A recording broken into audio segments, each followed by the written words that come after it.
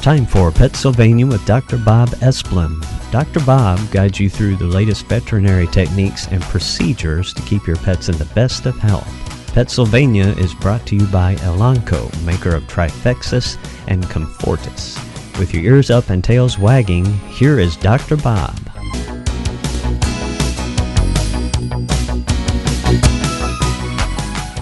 Hi, pet lovers. I'm glad to be back today, and it's a kind of a rainy day today, but we're going to have some fun talking about pet care, and so we'll start off with our acknowledgement of our sponsors because we greatly appreciate their commitment to PetSylvania. Elanco, the makers of Comfortis, once a month flea pill, and Trifexis, once a month flea pill and heartworm protection for your dog.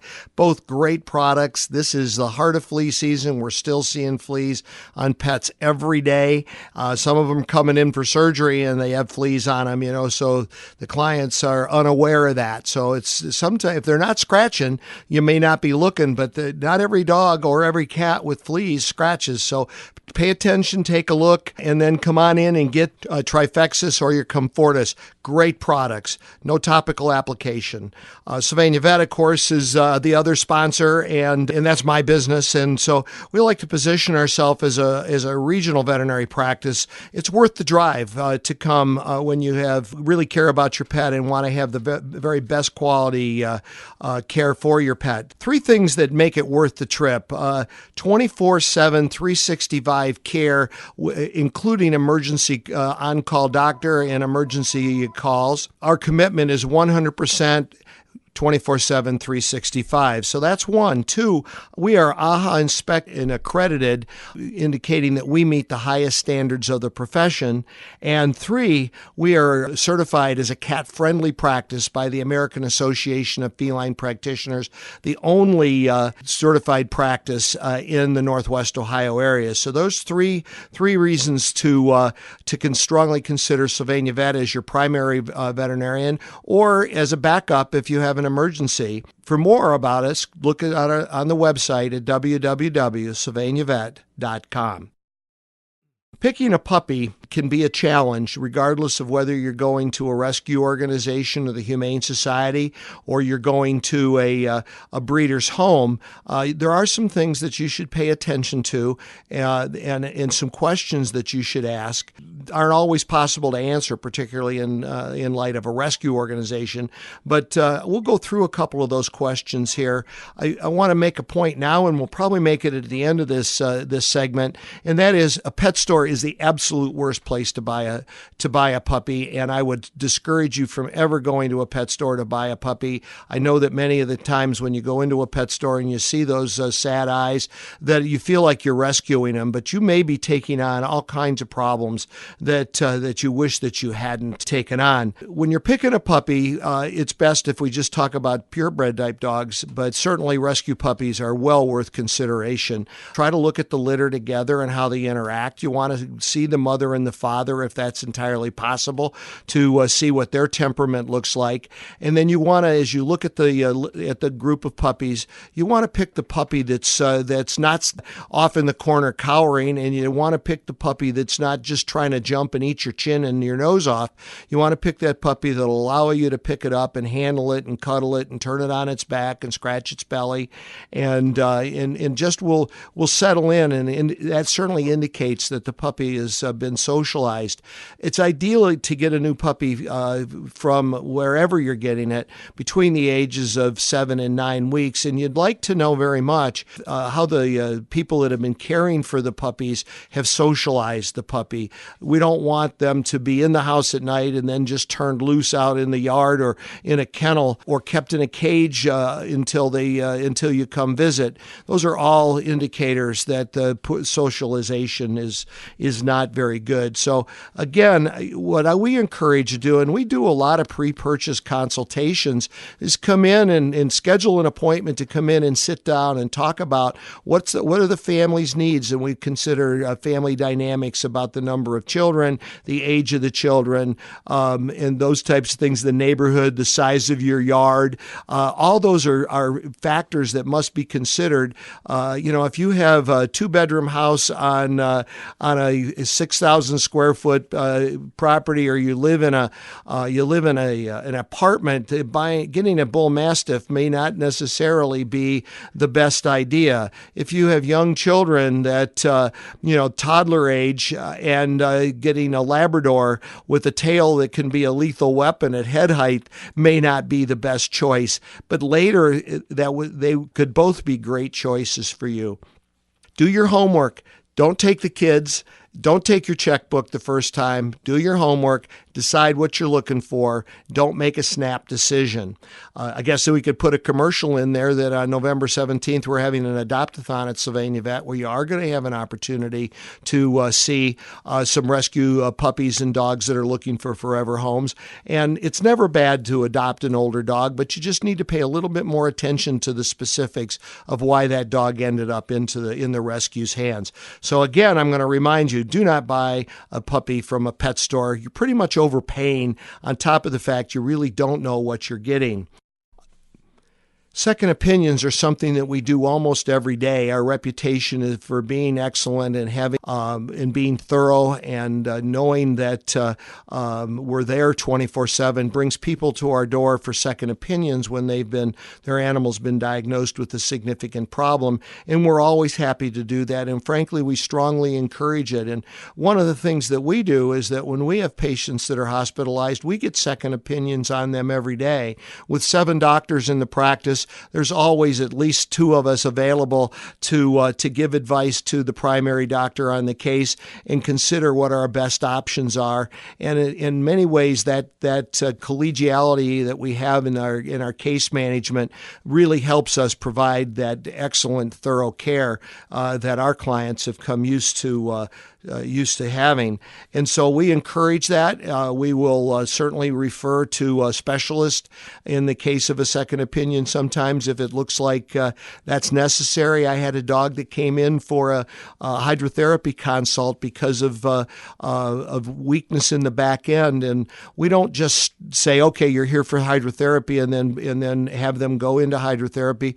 We start with that second opinion and we review the case, and I ended up sending that dog to see the neurologist yesterday, actually, and it was, I think, essential that we do that, because I don't think that a strict hydrotherapy, arthritic type protocol would have helped that dog. So we're going to hear by the first of the week what the neurologist said, and we'll go on from there. This subject that I'm about to talk about can be a little touchy, and that is that we see some very strange things in the office. And we had 2 dogs presented midweek this week that were suddenly acting very strange. The littler dog was the one that was originally brought in, and it was limping and it was unsteady, and its legs were rigid, and we were worried about what we might have gotten in. And the mom and the teenage daughter, the high school age daughter, were certain that the dogs hadn't gotten anything in, but we sent them home to do some investigating after we were sure that the dog that was presented was stable and was not going to be in any danger. And lo and behold, they got home and they found out that their college-age son, who lives at home as well, had obtained some tainted brownies. The hallucinogen in the brownies did not mix well with the physiology of our patients, and one of them was only about 18 pounds, and this is the dog that was originally presented. Took us about 48 hours to get all that marijuana flushed out of those poor dog systems, and we haven't heard yet what happened to the college-age son, but I do have a feeling that he may be in some trouble. So, I'm not here to judge and comment on lifestyle choices that any of my listeners make, but please, please, please be cautious about how you store the products, and that certainly goes for medicines as well, because we've had dogs get into somebody's Xanax, and we've had them get in and eat a whole container of birth control pills, and that's certainly trouble at 2 levels, because without the birth control pills, there might be an unwanted addition to the family. So please be careful with your things. things, and I guess I'll also mention, please be careful with something that seems quite as inane as Orbit gum. Orbit gum contains a very toxic sweetener called xylitol, and it's just essential that you avoid that. Time for a break. We'll be back on the other side.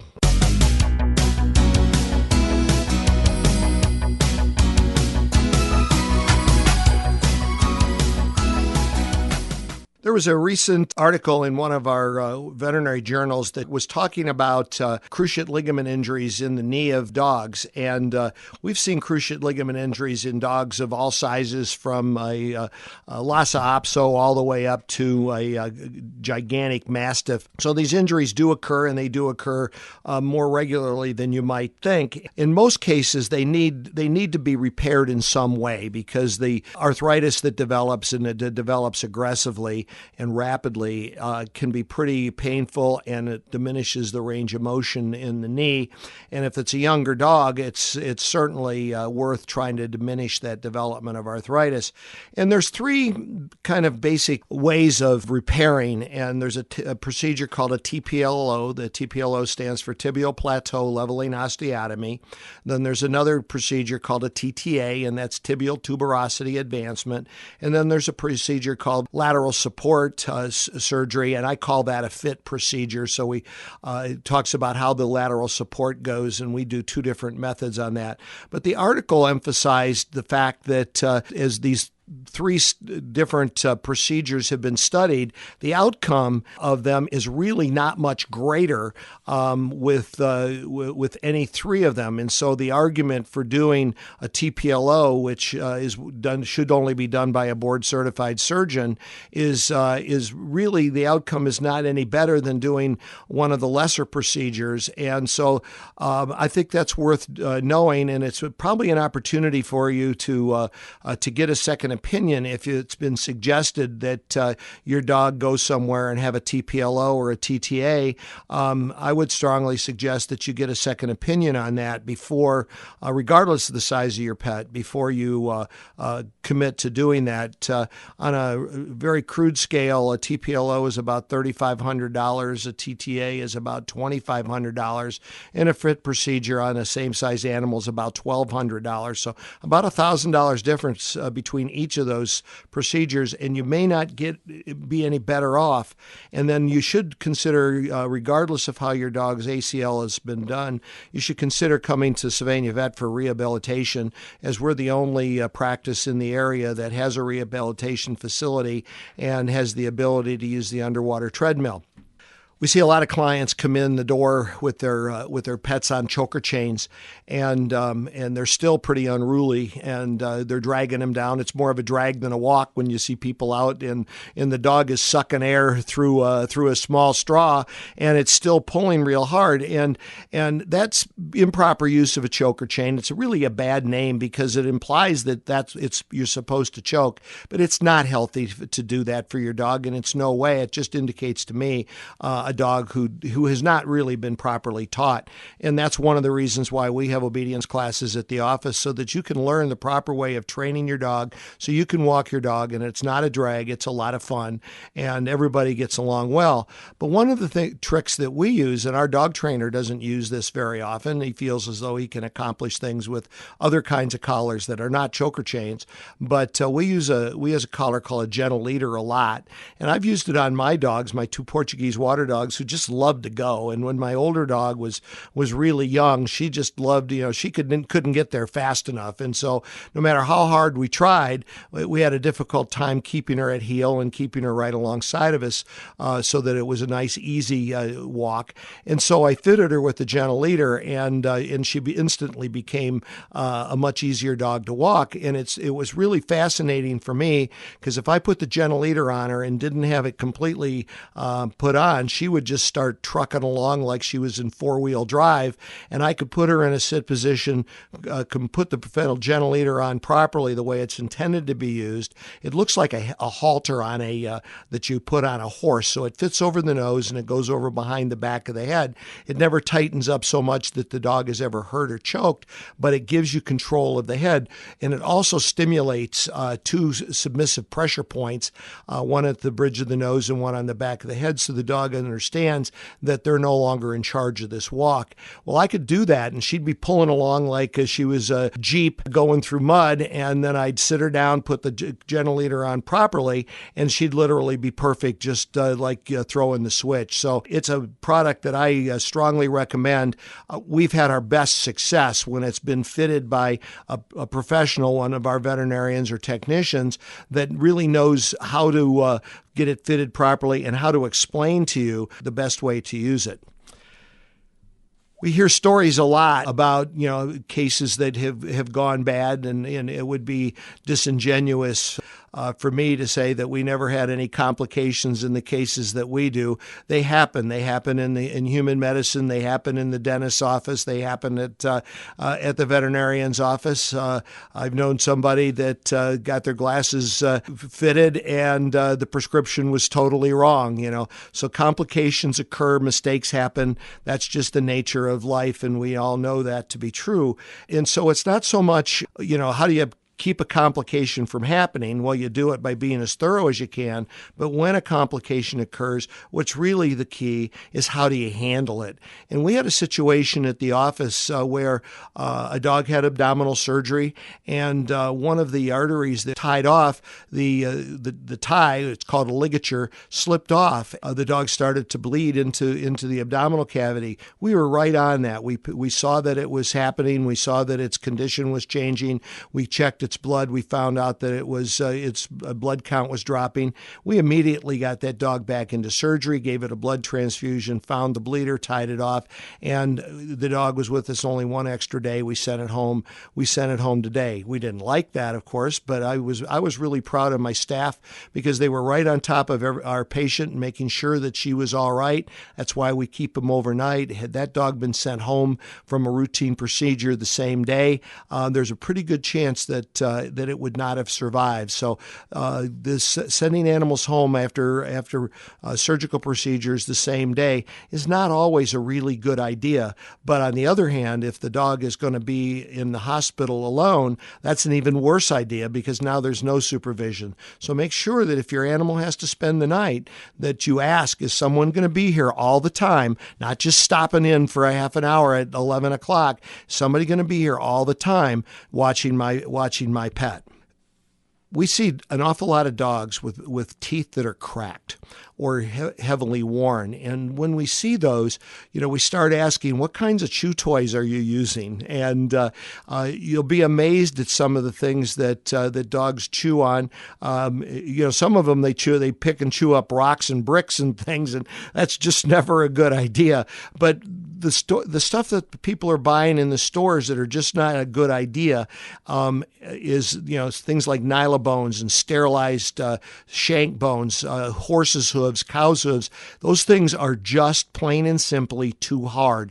There's a veterinary dentist that talks about the kneecap test. If getting hit in the knee with one of these chew toys is likely to hurt you, it's in all probability too tough for the dog's teeth, and you should be using lesser things, Kong toys, anything that's made out of hard rubber, ropes, and are fine. Big rawhides that don't get so small that they can get swallowed and stuck in the back of the throat are just fine as well. So those are things that I strongly encourage you to use, and there's a good selection of those out there. But don't do anything that's likely to cause a tooth to fracture, and you might even be a little bit cautious about an ice cube because they can be pretty darn hard as well. And so your best bet is to do things that aren't going to break your kneecap if you get whacked in the knee with them. So that's a pretty sort of visual that you can use to think about when you're buying toys for your pet. All right, it's time to take another break.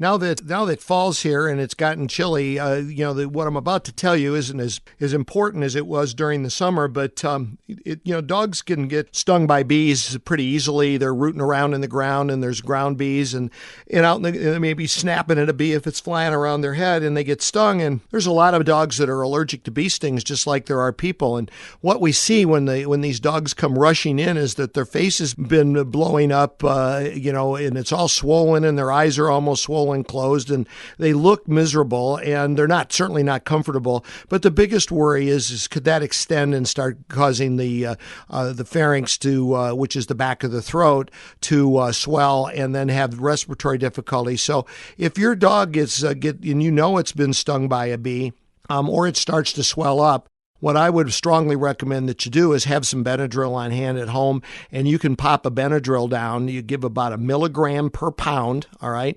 Standard Benadryl capsules are 25 milligrams. They do make tablets, and then it comes as a children's liquid, which is 12.5 milligrams in a teaspoon. So some way for the appropriate size for your dog is what you should keep on hand. If your dog gets into anything with Halloween coming up here, in any of the Halloween bags, we have no idea what people are going to be tossing out there. And I'd be concerned about people giving boxes of raisins, or I'd be concerned about people giving sticks of Orbit gum or anything that contains xylitol. So not only should you be prudent in checking through the candy and gifts that your kids get when they're trick-or-treating, I would also be cautious as to what's available and that your dog might get into, and don't leave those bags sitting on the floor while we go get cleaned up from our trick-or-treat outfit. Dogs have a sweet tooth, and so they'll get interested in that if we give them half a chance.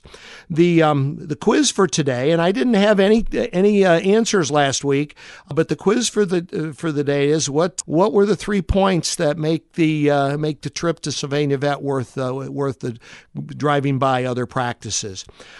Now I'm going to give you a little bit of info about events that are upcoming. Fall Fest is Sunday, so that is good. You can come tomorrow, Sunday, and from 9 to 3 in downtown Sylvania. And if you want to bring your dog and be involved in the parade, you want to be at Northview High School at 12:15 and dress it for Halloween. And you can be part of our group that's walking and having a great time.